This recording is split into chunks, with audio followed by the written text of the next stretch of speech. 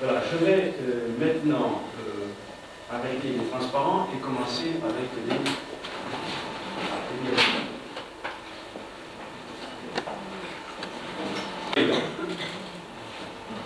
Ce temple, il est, on peut dire sans peur de se tromper, le temple parmi les plus anciens et les mieux conservés de toute l'architecture grecque. Il se distingue par rapport aux autres temples grecs dans certaines particularités que nous verrons au fur et à mesure qu'on s'approche de sa temple. Sachez pour l'instant que sa face est de 25 mètres et sa profondeur de 59 mètres. Il a toutes les colonnes à l'extérieur et à l'intérieur, il y a même 4 sur 9 colonnes du deuxième étage. C'est un des rares temples d'ailleurs grecs qui a 2 étages. Il y a donc des chambres à l'étage supérieur. La prochaine. Ces roses ici ne sont pas un hasard, elles perpétuent également une tradition de la rose de Paestum, qui est une rose qui fleurit 6 fois par an. Et autrefois, lorsque la cité romaine était très étendue, dans chaque coin de la cité romaine, les Romains étaient roses, il y avait cette rose qui fleurit ici. Le temple, je vous montre maintenant légèrement de côté pour vous donner déjà une idée de la hauteur des colonnes. Les colonnes font 9 mètres de hauteur et ils ont une circonférence que pour l'embrasser, il faut 3 personnes près. Prochaine diapositive. Ici, donc, vous avez toujours le temple de Poséidon et un aperçu du temple de la basilique, qui est à 50 mètres, comme je le disais tout à l'heure. Prochaine diapositive. Voici une belle diapositive qui vous donne vraiment la puissance du temple. Vous voyez ces zones de marche ici qui font de sorte que entre le niveau du sol, la terre nue, et le péristyle, il y a à peu près 2 mètres 10. Et entre le péristyle et la cella, c'est-à-dire l'endroit où se trouve la déesse, il y a encore une différence d'1 mètre 40. Cette dame est en train de descendre des escaliers qui n'ont pas été faits par des Grecs, qui ont été faits par les Romains, qui sont des escaliers circulaires pour permettre l'accès plus facile au temple. En réalité, ces marches étaient très hautes ici et elles étaient entrecoupées de marches de petite dimension au milieu du temple. Prochaine diapositive. Ici, vous voyez une partie de l'autel qui est devant le temple et qui, bien entendu, était beaucoup plus haut qu'ici. Ici, c'est seulement un basement qui est resté. Le temple, l'autel arrivait à une hauteur plus ou moins comme on marche ici. Oui, une personne essaye d'embrasser la colonne tout seul et de parler. Il ne faut pas personne pour l'embrasser. Prochaine diapositive. Voici donc les marches pratiquées par les Romains, en forme circulaire, pour accéder plus facilement à l'intérieur du temple, c'est-à-dire dans le vestibule du temple. Ici, vous avez l'autel sur lequel étaient pratiqués les sacrifices. Peut-être ici, on peut s'arrêter un instant pour vous dire que les sacrifices qui étaient pratiqués devant le temple étaient précédés d'une procession. Cette procession commençait sur la voie sacrée que nous verrons tout à l'heure à l'ouest du temple. Et pratiquement, la procession faisait tout autour de toute la cité sacrée pour arriver devant l'autel où on commençait à faire les sacrifices. Prochaine diapositive. Voici, on s'approche. Cette diapositive a été prise à partir de l'autel. J'étais placé debout sur l'autel pour voir la hauteur du temple est énorme. Que dire sur ce temple maintenant, puisqu'on s'approche de d'abord, il faut dire que ça, c'est le seul temple de l'Antiquité où les architectes se sont donné toute la peine du monde pour enlever ce qu'on appelle l'effet éventail des colonnes. Qu'est-ce que c'est l'effet éventail des colonnes? Chez les Grecs, la colonne était conçue comme un membre du corps humain. Ils comparaient une colonne à une jambe ou un bras. Lorsqu'on contracte le muscle d'un bras, le muscle second. Et donc, ils avaient, toujours dans leur recherche du beau, imaginé qu'une colonne qui supportait tout le poids de l'architrave se gonflait au milieu là. Et donc, cette pierre commençait à vivre. Elle avait au moins un semblable de gonflement, de vie. Donc, toutes les colonnes des temples doriques, surtout les temples primordiaux comme celui-ci, ils sont gonflés là, ils sont très minces en haut, et puis vers la base, c'est plus ou moins le moyen de la circonférence entre l'enflure centrale et la minceur qui est sous le chapiteau. Or, lorsqu'on fait cela avec des colonnes, et vous les mettez les unes à côté de l'autre, vous avez l'effet éventail. Et nous verrons tout à l'heure cet effet éventail avec la basilique. L'effet éventail n'a pas été corrigé par les mêmes stratagèmes qu'ici les architectes grecs ont pratiqué. Quel est le stratagème qu'ils ont pratiqué ici? L'effet éventail, donc, vous donne l'impression que les colonnes s'écartèlent vers le haut, parce qu'en haut, elles sont plus minces qu'en bas. Ici, qu'est-ce qu'ils ont fait? Ils ont tout d'abord fait des cannelures à ces colonnes qui penchent vers l'intérieur. Donc la colonne ne penche pas elle-même vers l'intérieur, mais ce sont des cannelures qui donnent l'illusion optique de pencher vers l'extérieur, vers l'intérieur de la colonne. Ensuite, ils ont fait des colonnes qui sont à l'extrémité ou des points. Ils en ont fait des colonnes ovales, au lieu de rondes ovales.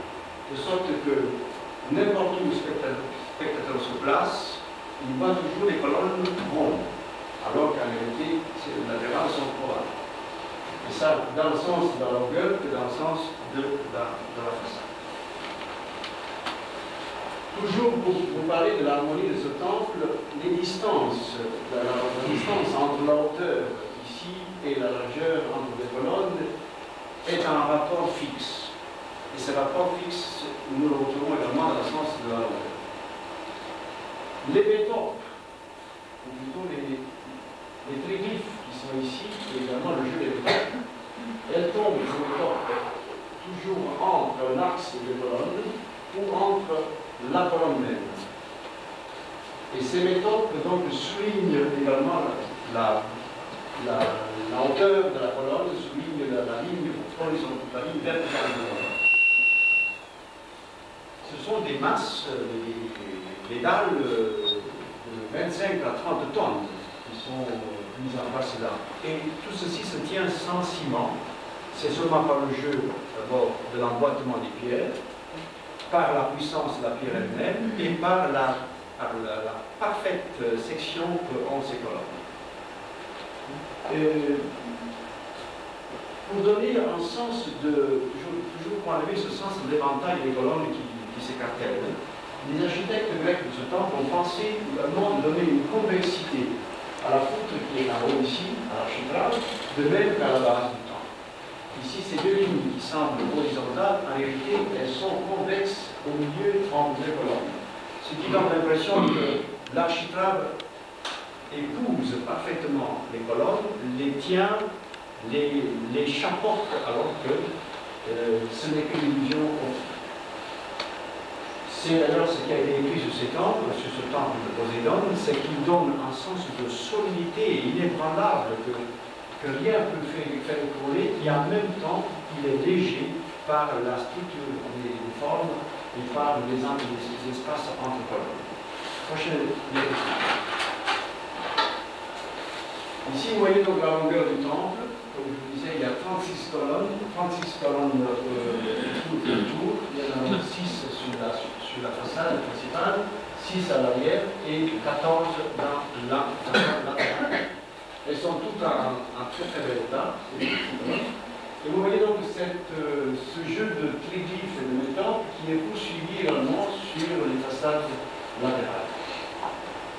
Tout le temple, tout à l'heure, nous allons voir, repose sur 3 assises de pierre. Prochaine diapositive. Ensuite, donc, les assises, bien sûr, ces pierres étaient autrefois parfaitement équarries. Maintenant, elles sont rongées par le temps. Et dans cette ce sont des pierres calcaires qui ont pris cette couleur dorée maintenant grâce aux agences atmosphériques qui ont travaillé cette pierre et qui l'ont rendue encore plus belle de ce qu'elle était au fait à l'origine. Si nous imaginons que autrefois ces temples n'étaient pas sous forme de pierre taillée comme maintenant, ils étaient revêtus de stuc blanc. Prochaine diapositive, je vais vous expliquer cela. Peut-être que je vais mettre ça lorsque nous aurons le temps de face. Ici, je voudrais attirer l'attention sur d'abord les niveaux du temple. Comme je vous disais, il y a un niveau base qui est la terre nue, le premier niveau du péristyle, le deuxième niveau du péristyle, et puis la cella, c'est-à-dire l'endroit où est renfermée la statue de Dieu, accessible évidemment au vestage du sacerdote, qui était pratiquement à une hauteur qui varie entre 1 m 40, 2 m 80, 3 m 10. Ici, nous voyons le jeu de colonnes également, c'est toujours le même temple, c'est un seul temple. Nous voyons ce jeu de colonnes qui est dû au fait qu'il y a 3 nefs à l'intérieur. Et en plus, il y a un deuxième étage, donc des colonnes qui soutiennent le toit qui était en bois recouvert d'argile, de tuiles d'argile. Prochaine. Voilà. Alors, imaginez-vous ce temple maintenant, ici, donc, on a cette belle pierre dorée, qui d'ailleurs le soir, si vous avez la chance de rester vers 5h, 6h, au mois d'avril, c'est vers 5h, 6h, donc le soleil se couche, ces pierres s'allument comme si elles étaient exposées à un feu qui se reflète sur la pierre. Donc ici, ce qu'on voit ici, qui est jaune, devient rouge le soir. Eh bien, à l'origine, c'était pas ça du tout. Tout le temple était recouvert de stuc blanc, et le stuc blanc était finement peint avec des couleurs très très claires. Les Grecs aimaient les couleurs, les belles couleurs fortes. Et donc, à l'observateur qui était placé dans le temple, il faut imaginer, donc ici, il y avait des bas-reliefs partout. Là-dedans, il y avait des statues. Les statues, donc des bas-reliefs qui étaient également peints. Ces couleurs très vivaces. Le tout, c'était comme un champ de beauté, un champ de gaieté qui s'élevait vers le ciel. Ce champ donc, était symbolisé par des couleurs. Prochaine diapositive. Ici, donc, nous nous approchons encore du temple, nous nous apercevons déjà les marches qui nous mènent vers la cella. Okay? Et nous apercevons également le pilier. Donc à l'intérieur, il y a non seulement des colonnes, mais également des piliers. Et ce qui est intéressant dans ce temple, c'est que le mariage entre une colonne et un pilier est parfaitement réussi. Parce que cette structure devant est pilier et derrière est colonne. De sorte qu'il n'y a pas d'interruption dans les lignes qu'on voit toujours dans la perspective longitudinale. Prochaine diapositive. Donc ici nous sommes devant le temple, on voit très bien ce qu'on appelle les tuiles, les gouttelettes qui sont là pour souligner davantage ces sensations de légèreté. Il y a les mêmes gouttelettes que vous voyez ici, elles se trouvent également sous le fronton, elles rendaient sous le fronton comme une décoration. La pierre de travertin, elle est très rongée, comme vous voyez ici, mais elle a bien tenu d'abord tous les différents tremblements de terre, parce que la région est une région volcanique. L'assise de la pierre n'a presque pas bougé grâce au fait qu'elle avait été parfaitement taillée, donc les pierres étaient bien emboîtées les unes sur les autres.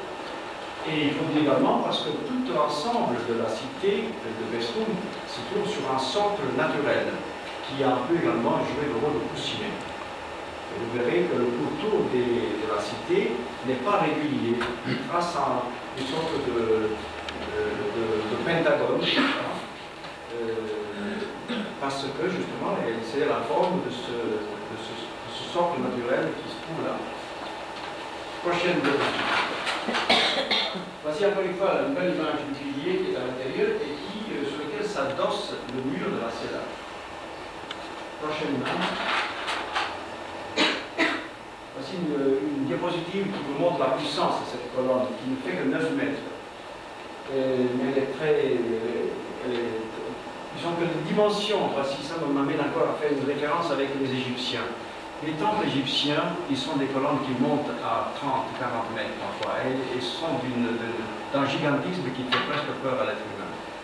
Ici, dans les temples grecs, c'est la recherche, encore une fois, de la mesure, la recherche de l'harmonie, de créer des temples qui sont à la hauteur de l'homme.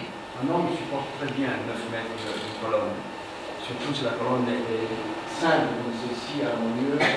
Pour le sol décoration, vous voyez, il y a de ces trois anneaux là. Tandis que dans les temples égyptiens, sumériens, babyloniens, il y a cette redondance de forme et ce gigantisme qui choque parfois. Prochaine vidéo. C'est toujours le but de la façade. Là, vous voyez l'emplacement où étaient les gouttelettes que nous voyons là. Vous voyez qu'il y avait deux rangées et qu'il y avait comme seul but de décorer davantage la façade. Prochaine vidéo. Ça, c'est la dernière diapositive que je vous montre de la face est, et ensuite nous allons voir la face ouest. Pourquoi cette diapositive? Vous montrez que le fronton est parfaitement conservé. Vous voyez, il n'y a pas une seule dalle qui manque. Vraiment, la façade ouest de ce temple, c'est la mieux conservée de tous les temples qui ont été construits et qui sont arrivés jusqu'à nos jours. Prochaine diapositive. Ici, nous sommes dans ce qu'on appelle le naos, ou le vestibule, ou le pronaos. Excusez-moi, pas le naos, le pronaos ou le vestibule. C'est-à-dire, c'est une des parties du péristyle, de la façade est, où les fidèles pouvaient venir ici et se promener autour du péristyle. Et ici, il y avait l'entrée, il y avait une porte qui menait vers la cella. La cella, je le rappelle, était 1,40 m plus haut. Vous voyez, donc les dimensions sont énormes. Hein, ce pronaos doit faire dans les 4,5 m. Prochaine diapositive. Ici, nous avons une vue sur le troisième temple. Tout à l'heure, dans le pronaos, vous avez vu la basilique, la basilique qui est à 50 mètres. Ici, nous apercevons le temple, le troisième, le temple de Cérès, qui lui est à 400 mètres. Si c'était en effet, ça a été fait avec un zoom, c'est pour ça que ça va être si proche. Prochaine diapositive. Voilà ce qu'on appelle le péristyle.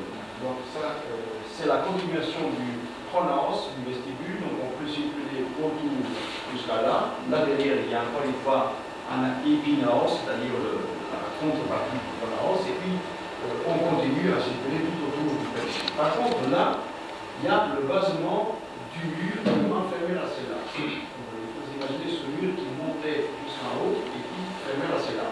Vous voyez, donc les trois nefs, les deux nefs latérales sont assez étroites. C'est peut-être quand même 2 mètres. Par contre, la nef centrale, elle avait une belle largeur. Nous allons peut-être la voir tout à l'heure. Je ne sais pas s'il y a une nef centrale. Prochaine. C'est l'autre couloir, couloir côté nord, dans lequel nous apercevons encore une fois ce mur qui ferme la cella.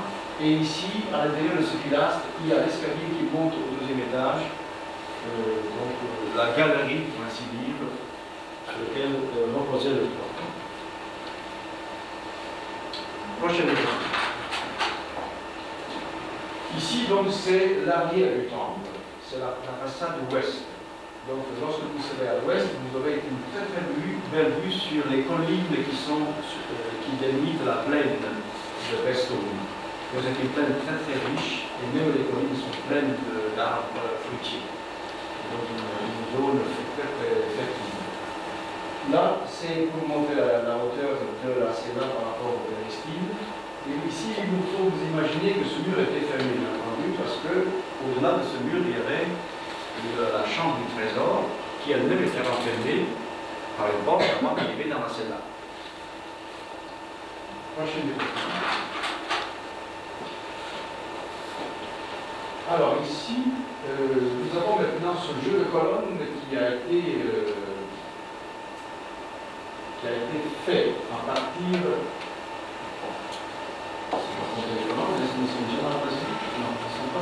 C'est toujours le temple de Poséidon. Vous voyez, par le fait qu'il y a les 3 nefs, ça crée cette forêt de colonnes.